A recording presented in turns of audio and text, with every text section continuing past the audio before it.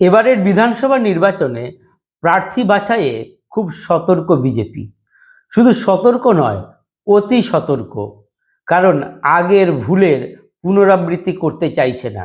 আগের ভুল বলতে 2021-এর বিধানসভা নির্বাচনে যেভাবে প্রার্থী নির্বাচন করা হয়েছিল, বিভিন্ন দল থেকে আসা নেতাকর্মীদের ব্যাপক হারে টিকিট দেওয়া হয়েছিল, যার ফলে দলের ভেতরে যে বিক্ষোভ এবং অসন্তোষ তৈরি হয়েছিল সেটা বিজেপি এড়াতে চাইছে।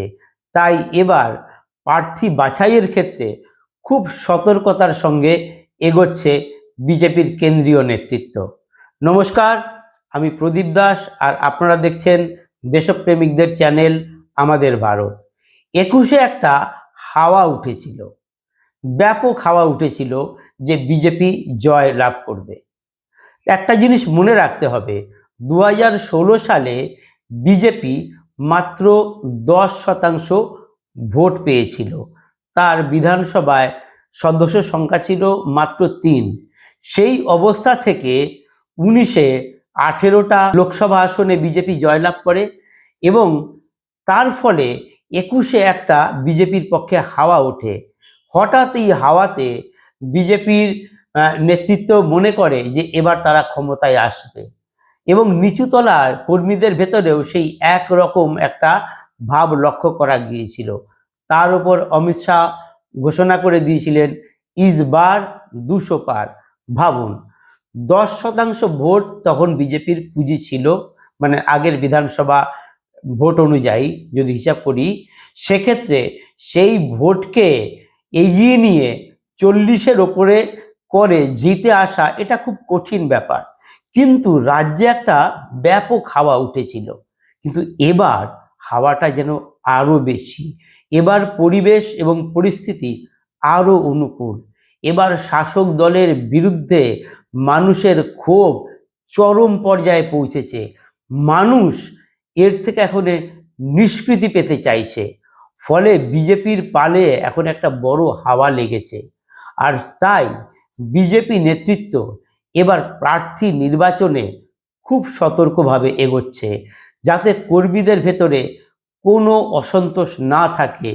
তাই তারা কর্মীদের মতামতকে এবার গুরুত্ব দিতে চাইছে। 21-এ কি হয়েছিল? 21-এ বিজেপির পক্ষে যে হাওয়া উঠেছিল তার ফলে তৃণমূলের বহু নেতা নেত্রীর ভেতরেই একটা আশঙ্কা তৈরি হয়েছিল যে তৃণমূল এবার আর বোধহয় ক্ষমতায় থাকবে না। তো তারা ভয়ে দল ছেড়েছিল, ব্যাপক হারে বিজেপিতে যোগদান করেছিল। আর বিজেপি তাদের স্বাগত জানাতে যোগদান কর্মসূচির আয়োজন করেছিল। বিভিন্ন জায়গায় তো যোগদান মেলাও করেছিল, সেখানে ব্যাপক হারে তৃণমূলের নেতা কর্মীরা যোগ দিয়েছিল। পরবর্তীকালে তাদের পাইকারি হারে টিকিট দেওয়া হয়েছিল।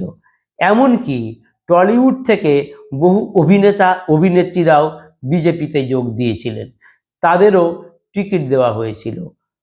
ভোটের ফলাফলে কি দেখা গেল? তাদের অনেকেই জিততে পারেন। তার কারণ হিসেবে বিজেপি নেতৃত্ব পরবর্তীকালে পর্যালোচনা করে দেখেছেন, এই যে যারা এসেছিল তাদের নিয়ে একটা ক্ষোভ ছিল কর্মীদের ভেতরে। তাদের ক্ষোভটার একটা বড় কারণ ছিল যে তাদের কোনো মতামত না নিয়েই তাদের উপর একজন প্রার্থী চাপিয়ে দেওয়া হলো। দ্বিতীয়, যারা যোগ দিয়েছিলেন তারা বিজেপি সম্পর্কে তাদের কোনো ধারণা ছিল না, বিজেপির সংগঠন সম্পর্কে তাদের কোনো ধারণা ছিল না, কর্মীদের তারা চিনতেন না, নেতাদের তারা চিনতেন না। ফলে তাদের সঙ্গে একটা সখ্যতা তার গড়ে ওঠেনি। এর ফলে কি হয়েছে? একদিকে কর্মীদের অসন্তোষ, দ্বিতীয় হচ্ছে যিনি প্রার্থী হয়েছেন তার সঙ্গে কর্মীদের হৃদ্যতা না থাকায়, তাদের সঙ্গে পরিচিতি না থাকায় প্রচার তেমন জমেনি। কর্মীরা প্রচার করেছেন, দলের স্বার্থে বাধ্য হয়ে প্রচার করেছেন, কিন্তু জান প্রাণ লড়িয়ে উৎসাহের সঙ্গে কর্মীরা খাটেননি।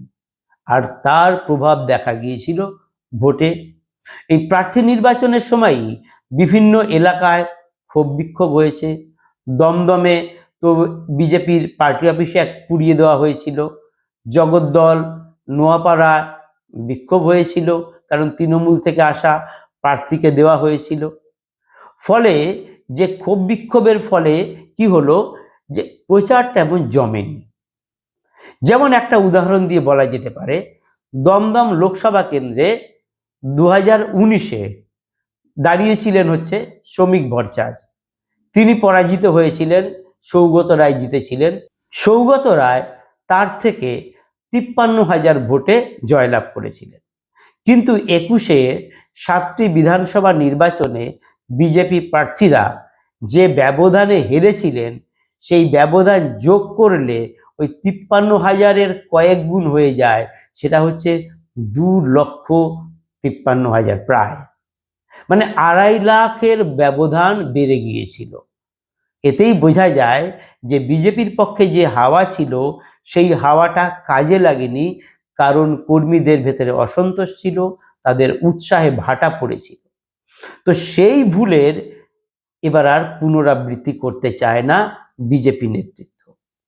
তাই তারা এবার একটা বিশেষ পদ্ধতিতে প্রার্থী বাছাই শুরু করেছে, যাতে স্থানীয় স্তরে, বিশেষ করে বিধানসভা স্তরের নেতা নেত্রীদের মতামত গুরুত্ব পায়।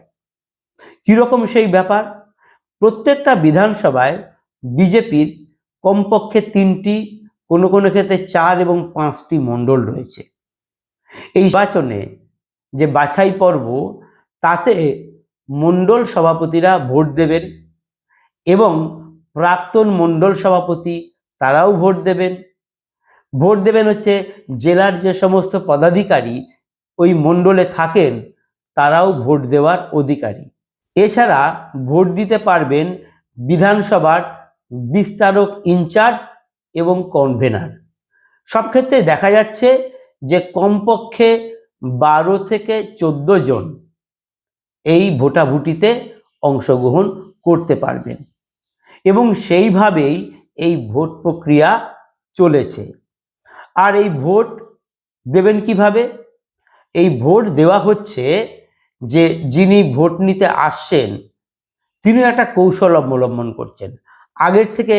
বেশি আগের থেকে জানানো হচ্ছে না, কারণ বেশি আগে জানানো হলে নিজেদের মধ্যে আলাপ আলোচনা করে জেলা যিনি সভাপতি আছেন তিনিও প্রভাব বিস্তার করতে পারেন যে অমুকের নাম 1 নম্বরে রাখো। সেই সুযোগও দেওয়া হচ্ছে না। হঠাৎ করে বৈঠক ডাকা হচ্ছে, সেখানে সমস্ত মণ্ডলের যারা ভোট দিতে পারবেন তাদের ডাকা হচ্ছে এবং তাদের হাতে ছাপানো একটি ফর্ম, মানে ব্যালট পেপারের মতো দিয়ে দেওয়া হচ্ছে। তাতে 1, 2, 3 এইরকম সংখ্যা দেওয়া থাকছে আর নিচে স্বাক্ষরের জায়গা থাকছে। প্রত্যেকে গোপনভাবে সেই ফর্মে তার পছন্দের প্রার্থীর নাম লিখতে পারবেন। সর্বাধিক 3 জন প্রার্থীর নাম লিখতে পারবেন। 1 নম্বর পছন্দ, 2 নম্বর পছন্দ, 3 নম্বর পছন্দ। এইভাবে 12 থেকে 14 জন যারা ভোটার তারা প্রার্থীর নাম লিখছেন। সেই প্রার্থীর ভেতরে দেখা হবে যে কে সর্বাধিক 1 নম্বর ভোট পেয়েছেন, কে 2, কে 3, এইভাবে সেইগুলোকে বাছাই করা হবে। এতে কি হবে? এতে সুবিধাটা হচ্ছে এটাই, যারা এই নাম দেবেন, 1, 2, 3 নাম দেবেন, তারা স্থানীয় স্তরের নেতাই বাছবেন এবং তাদের পছন্দের নামটাই উপরে যাবে। ফলে কি হচ্ছে, আগামী বিধানসভা ভোটে দেখা যাবে বেশিরভাগ ক্ষেত্রেই বিজেপির পুরনো কার্যকর্তারাই হয়তো প্রার্থী হচ্ছেন। এই ভোটে যাতে রাজ্য স্তর বা জেলা স্তরের কোনো নেতা প্রভাব খাটাতে না পারেন, তার জন্য এই ভোট পরিচালনা করছেন কিন্তু রাজ্যের নেতারা নয়, রাজ্যের বাইরে থেকে আসা নেতারা।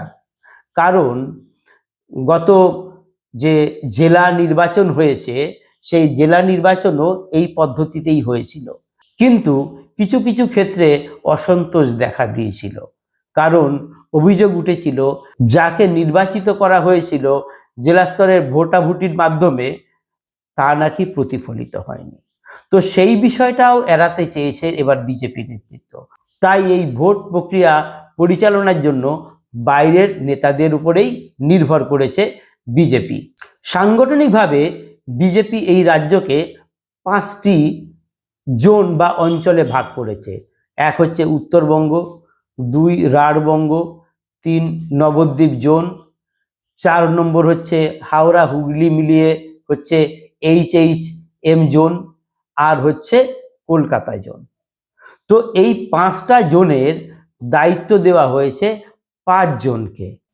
যে 5 জনকে দায়িত্ব দেওয়া হয়েছে তাদের মধ্যে রয়েছেন ত্রিপুরার প্রাক্তন মুখ্যমন্ত্রী বিপ্লব দেব, বিজেপির সর্বভারতীয় সাধারণ সম্পাদক তথা পশ্চিমবঙ্গের ইনচার্জ সুনীল বনসল, বিজেপির আইটি সেলের সর্বভারতীয় দায়িত্বে রয়েছেন যিনি অমিত মালব্য, আর দিল্লির সংগঠন সম্পাদক পবন রানা। রাজ্য থেকে একমাত্র প্রতিনিধি হচ্ছেন রাজ্যের সংগঠন সম্পাদক অমিতাভ চক্রবর্তী। তারা এই ভোট পরিচালনা করছেন। 5 জনকে 5টি জোনের দায়িত্ব দেওয়া হয়েছে, তারা এই নির্বাচন প্রক্রিয়া পরিচালনা করছেন। এটা তো গেল সাংগঠনিক দিক। এছাড়াও বিভিন্ন বেসরকারি সংস্থাকে দিয়েও সমীক্ষা করিয়েছে বিজেপি। অন্ততপক্ষে 3টি সংস্থা এই সমীক্ষা করেছে বলে জানা গেছে। তারাও প্রতিটি বিধানসভা থেকে 3 জন করে নাম দিয়েছে। এছাড়া যারা সাংসদ রয়েছেন বিজেপির, তারাও তার বিধানসভা এলাকার 3 জনের নাম দিতে পারবেন। সবই একই, 1, 2, 3, 1 নম্বর, 2 নম্বর, 3 নম্বর, এই সমস্ত কিছু এবার এক জায়গায় করে তারপর সেখান থেকে প্রার্থী বাছাই করা হবে।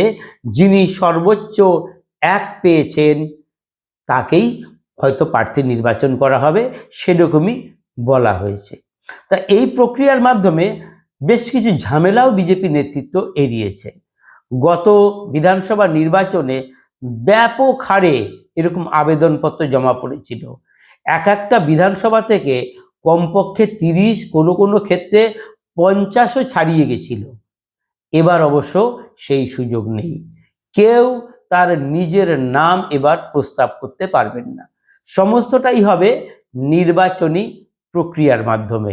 এই প্রক্রিয়ায় যারা ভোট দিয়েছেন, যারা প্রার্থী নির্বাচনে অংশ নিয়েছেন, সেই রকম বিজেপির বেশ কিছু মণ্ডল সভাপতির সঙ্গে কথা বলে দেখেছি, তারা খুব খুশি। তারা বলছেন এই প্রক্রিয়ার মাধ্যমে যেটা হলো সেটা হচ্ছে আমরা যাদের নাম দিয়েছি তারা হচ্ছেন আমাদের এলাকার পরিচিত নেতা এবং বিজেপির আদর্শে বিশ্বাসী। ফলে আগামী দিনের প্রার্থী বাছাই যিনি হয়ে আসুন না কেন, আমার পছন্দের হয়তো তিনি হলেন না, অন্যজনের 1 নম্বর পছন্দ হয়তো হলো, কিন্তু এটা একটা গণতান্ত্রিক প্রক্রিয়ার মাধ্যমে হলো। ফলে আমরা খুশি এই পদ্ধতিতে প্রার্থী নির্বাচন করায়। গতবার যেভাবে প্রার্থী নির্বাচন করা হয়েছিল, চাপিয়ে দেওয়া হয়েছিল, তাতে সাধারণ মানুষের ভেতরেও একটা প্রশ্ন দেখা দিয়েছিল। তাদের অনেককেই বলতে শোনা গিয়েছিল যে আমরা তো তৃণমূলের বিরুদ্ধে ভোট দেব, কিন্তু বিজেপি যাকে প্রার্থী করলো সে তো সেই তৃণমূলের লোক, যাদের অত্যাচারে থেকে আমরা মুক্তি পেতে চাইছি তারাই আবার এসে বিজেপিতে ঢুকলো। ফলে এটারও একটা বিরূপ প্রভাব পড়েছিল। আর এবার বিজেপি নেতৃত্ব যে সিদ্ধান্ত নিয়েছে তাতে সব ক্ষেত্রেই মোটামুটি দলের কর্মীদেরও যেমন সন্তুষ্ট করতে পারবে, তেমনভাবে সাধারণ যে ভোটার তাদেরও বোধহয় কিছুটা সন্তুষ্ট করতে পারবে। আমার প্রতিবেদনটি যদি ভালো লাগে তাহলে অবশ্যই শেয়ার করবেন, কমেন্ট করবেন, লাইক করবেন এবং অবশ্যই সাবস্ক্রাইব করবেন। নমস্কার।